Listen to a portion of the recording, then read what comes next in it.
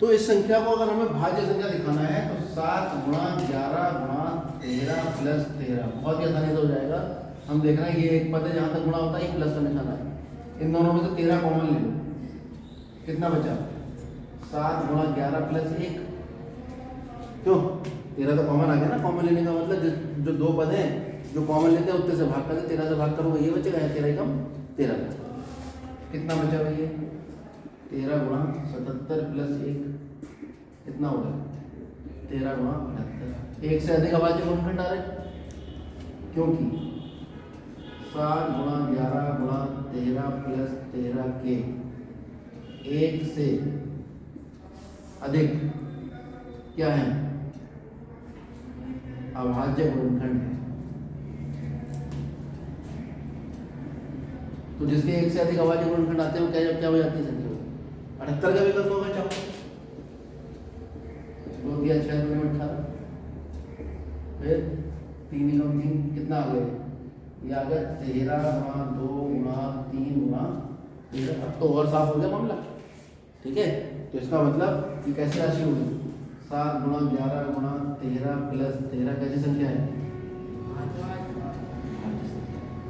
दूसरी वाली अपने आप हो जाएगी, इसमें 5 कॉमन ले लेना, ठीक है। तो क्या बचेगा? 7 गुणा 6 गुणा 4 गुणा 3 गुणा 2 प्लस 1, फिर उसे हल कर लेना। वैसे भी 5 गुणा कुछ और आ गया, इसका मतलब 5 के अतिरिक्त इसके और भी अभाज्य गुणनखंड है। इसका मतलब ये भी कैसी संख्या हो जाएगी?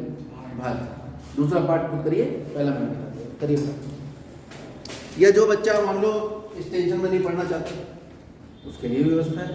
आप ऐसा करो 7 11 और 13 गुणा कर लो, फिर 13 जोड़ दो, फिर उसके गुणनखंड करो इस विधि से जो भी इससे पहले की थी, और गुणनखंड करके देखोगे तो ये निकल के आएंगे।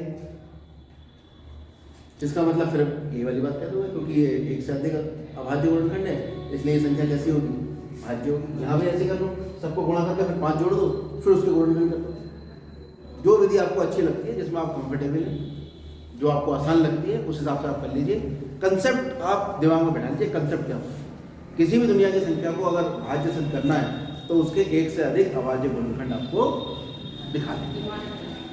अब एग्जाम में सवाल बदल के भी आ सकता है, तो हो सकता है 11 की जगह 7 की जगह लिख के आ जाए, 9 गुणा 15 गुणा 24 प्लस कुछ और लिख के आए, है ना।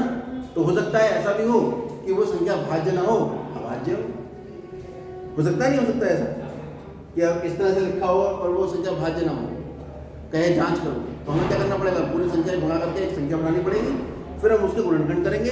अगर गुणनखंड हो गए तो भाज्य है, गुणनखंड नहीं हुए तो अभाज्य। क्लियर हो गए बात? इस तरह के सवाल अब अगर बोर्ड में आते हैं तो आप इस कंसेप्ट को ध्यान में रखते हुए कर लेंगे।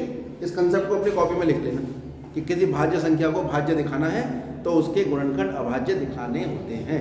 इस तरह से आप छोटे छोटे पॉइंट बना के नोट करिए।